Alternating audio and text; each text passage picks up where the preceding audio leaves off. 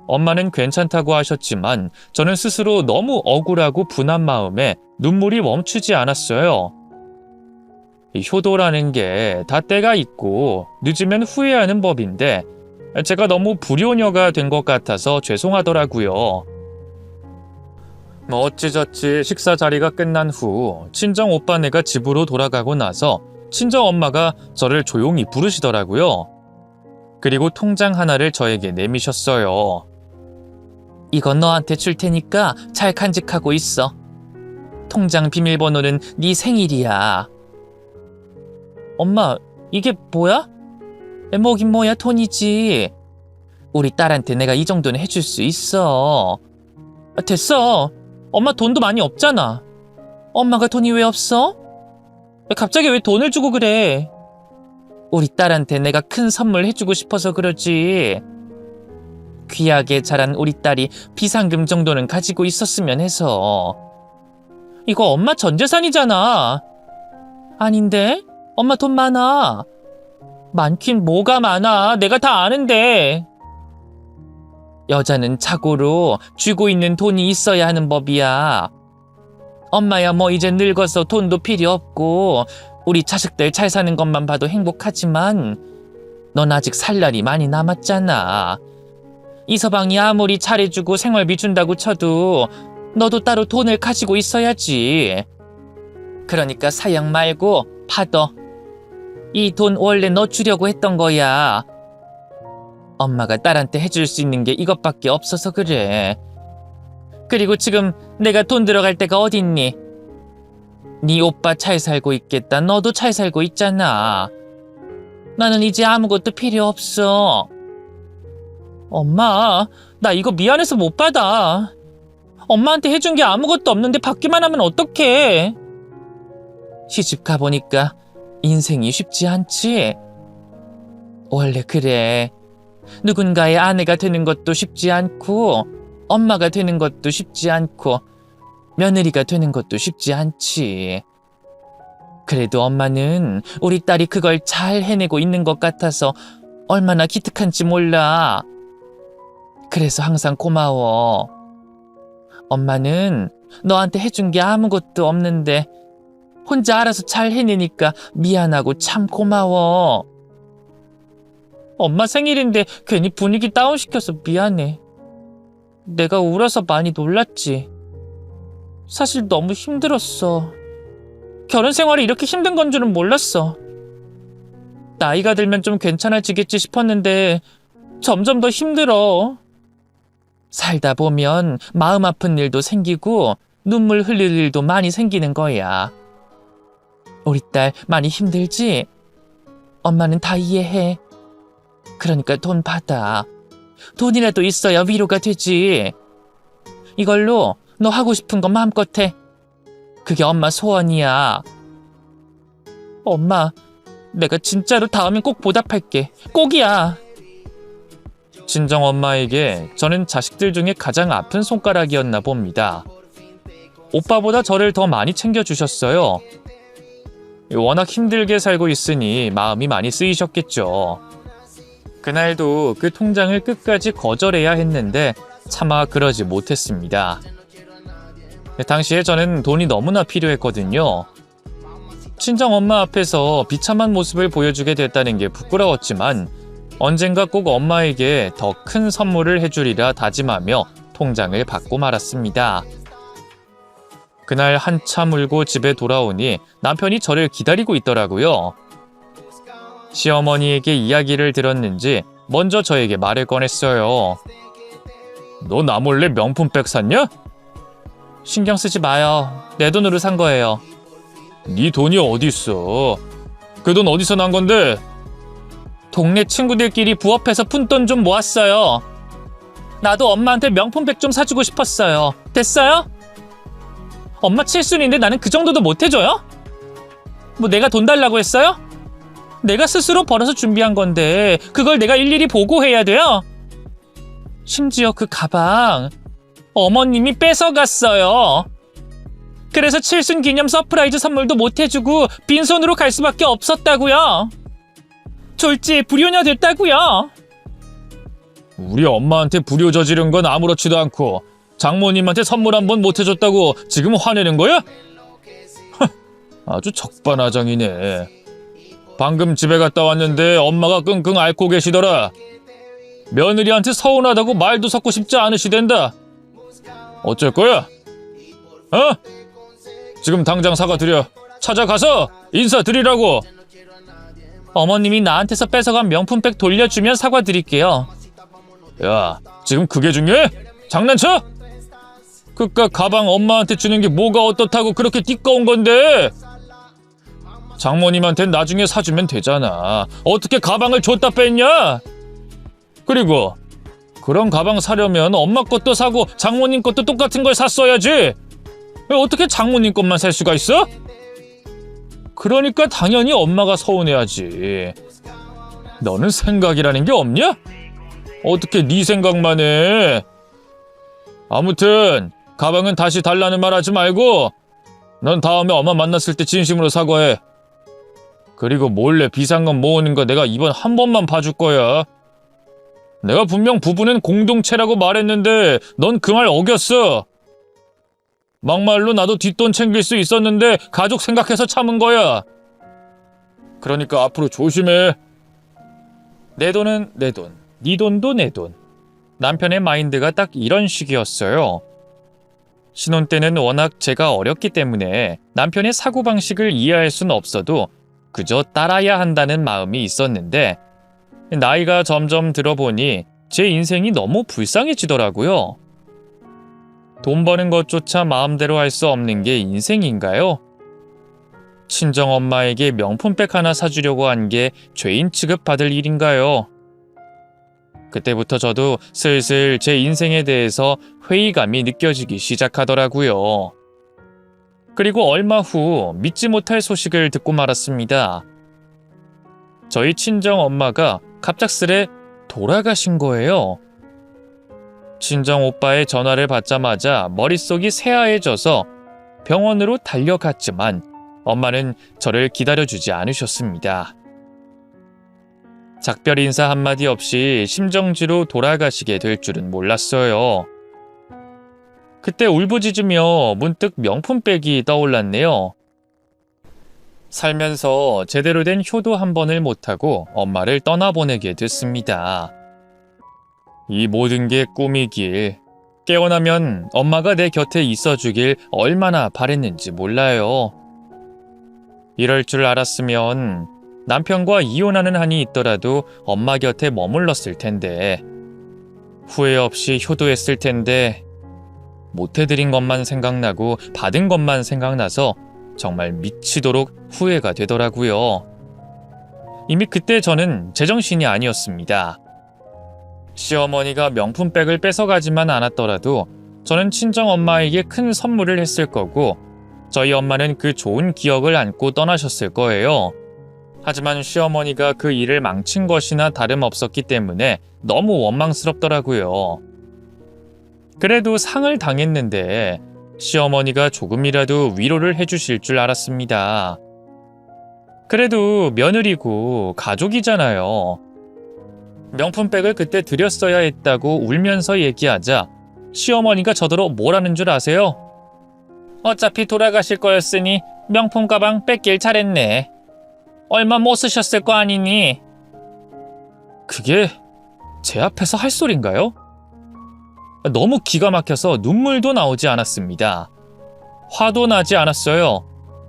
어떻게 사람이 이런 생각을 할 수 있지 싶더라고요. 그때 느꼈어요.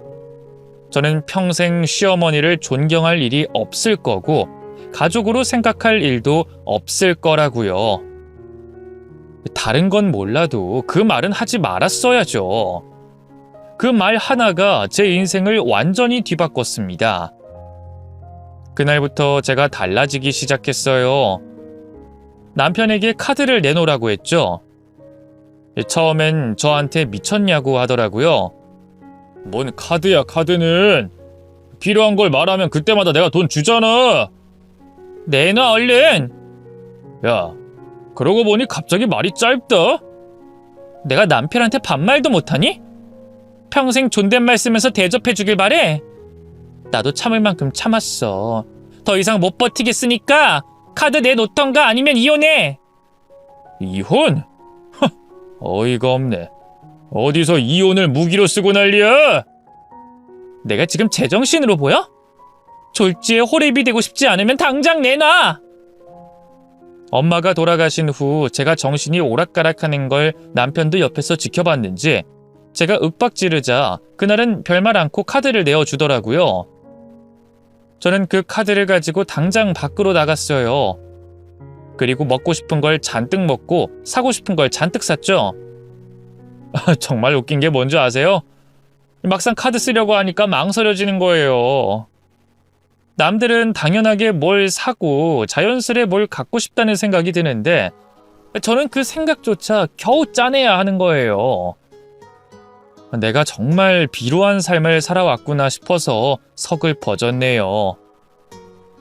아무튼 저는 그날 원 없이 카드를 긁어댔습니다. 남편에게 욕을 한 바가지 먹어도 무섭지 않았어요. 그때 저는 반쯤 미쳐 있었거든요.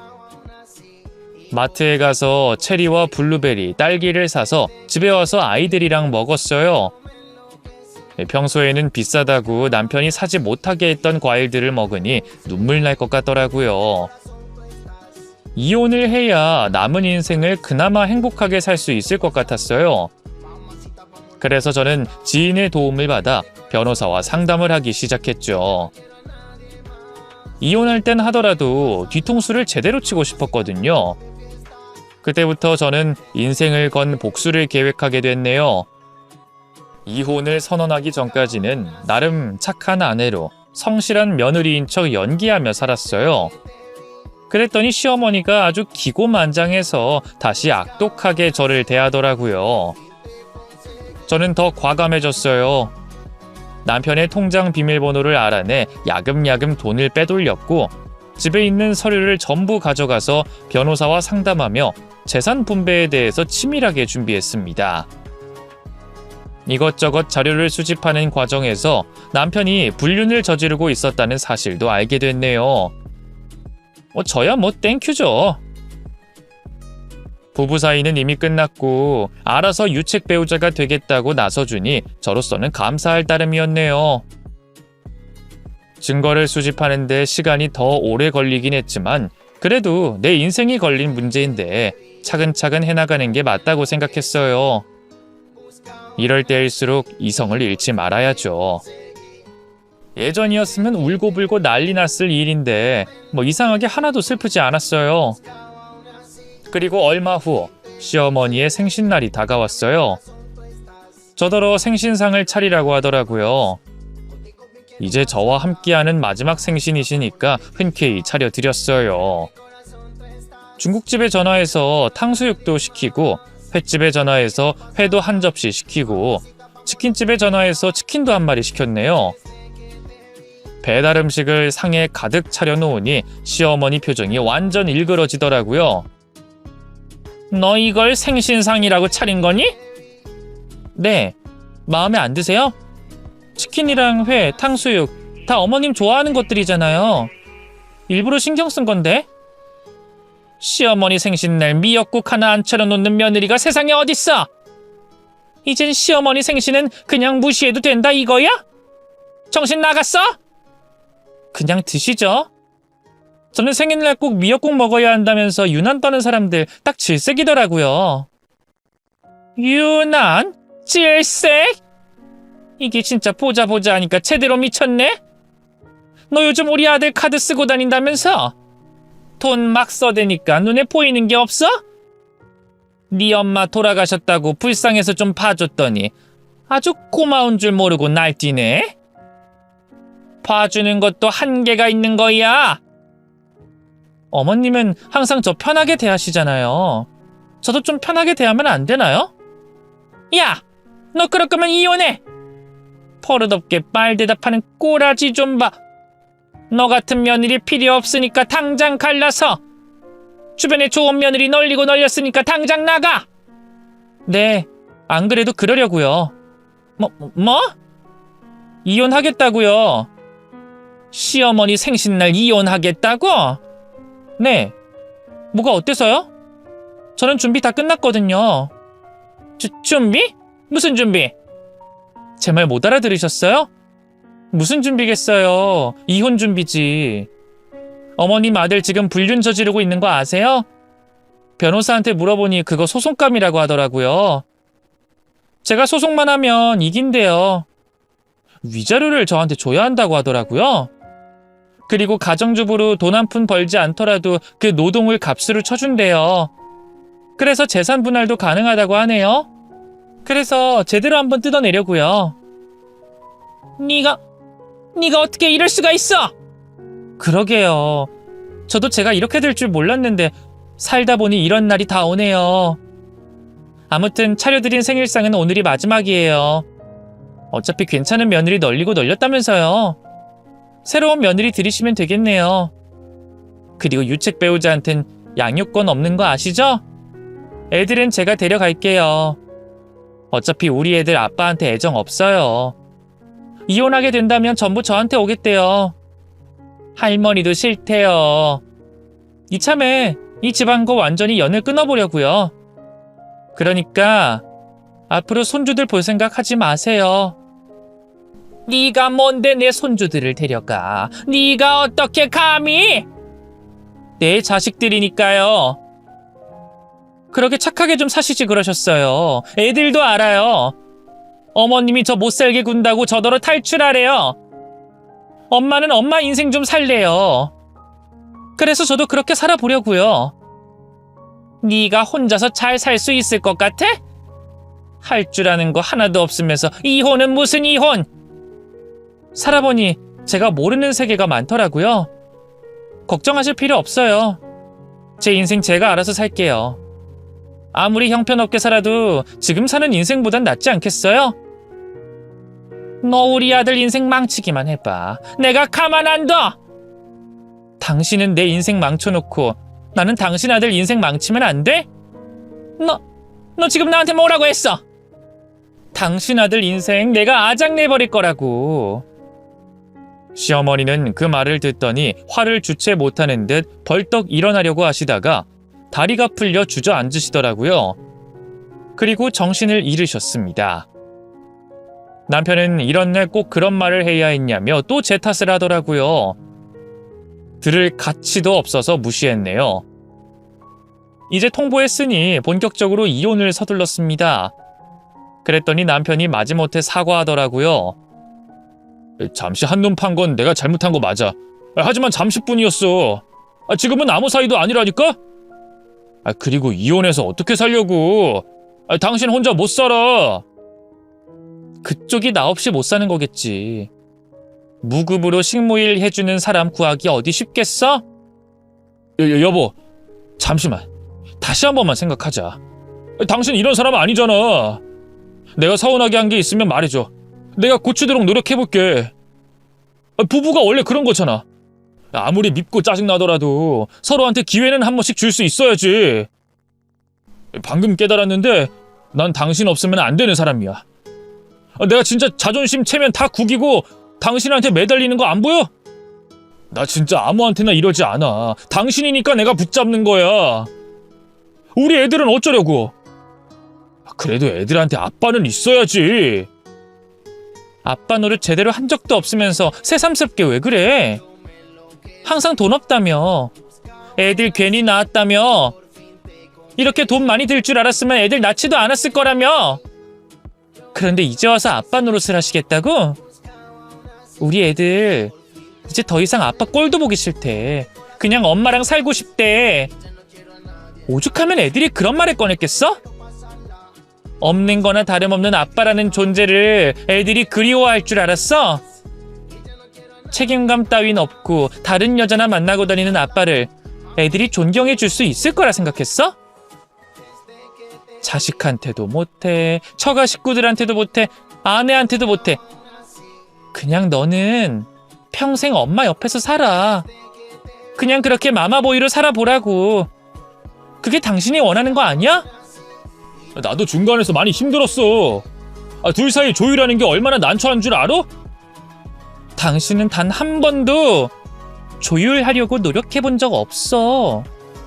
항상 나만 희생시켰잖아. 그게 편했겠지. 한 명이 알아서 희생해 주겠다는데 얼마나 좋았겠어. 순종적인 아내 역할은 이제 그만하고 싶으니까 이혼하자. 난 결정했고 준비도 다 끝났어. 나는 재산 분할 원해. 원만하게 합의되지 않으면 난 소송할 생각이야. 평생 불륜남 꼬리표 달게 해줄까?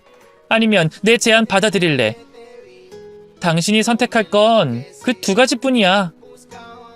여보, 그래도 우리 한때는 사이좋은 부부였잖아. 하루아침에 부인과 자식을 모두 잃는다는 게 말이 돼? 그리고 네 엄마한테 전해줄래? 명품백 당장 안 돌려주면 내가 소송 걸 거라고. 이제는 남남이나 마찬가지니까 이건 엄연한 갈취라고 전해줘. 그깟 명품백 그냥 줘버리면 그만이지만 생각할수록 억울해서 말이야. 계산은 정확히 하자. 저희 아이들도 전부 아빠에게 등을 돌린 상태였기 때문에 그 인간은 졸지에 혼자가 됐습니다. 그리고 시어머니는 아들 이혼남 만들었다고 저를 원망했다가 설득했다가 결국엔 눈물까지 보이며 빌더라고요. 그러지 말아다오.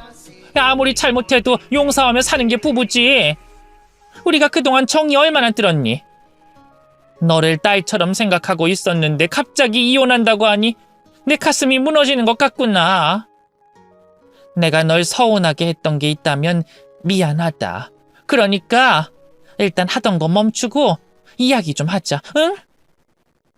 아쉬운 사람이 매달리는 법이죠. 저는 하나도 아쉽지 않았거든요. 이혼에 대한 생각은 변함이 없었고 끝까지 밀고 나갔어요.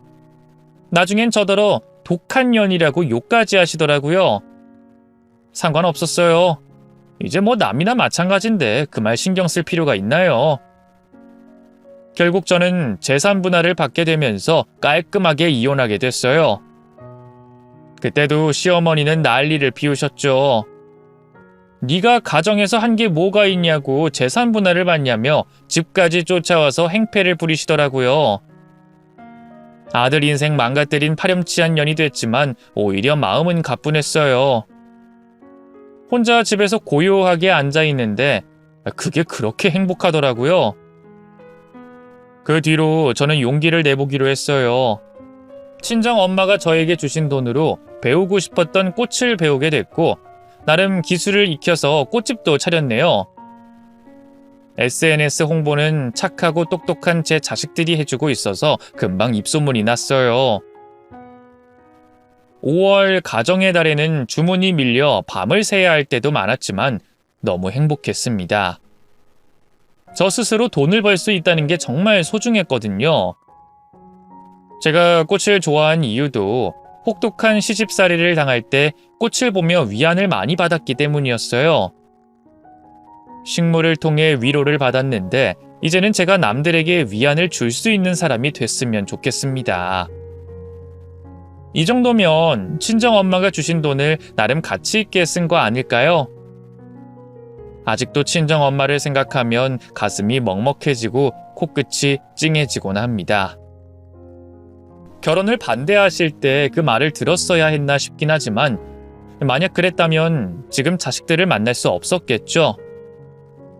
그래서 결혼 자체에 대한 후회는 없네요. 다만 이혼을 좀 더 서두를 걸 하는 아쉬움은 남는 것 같아요.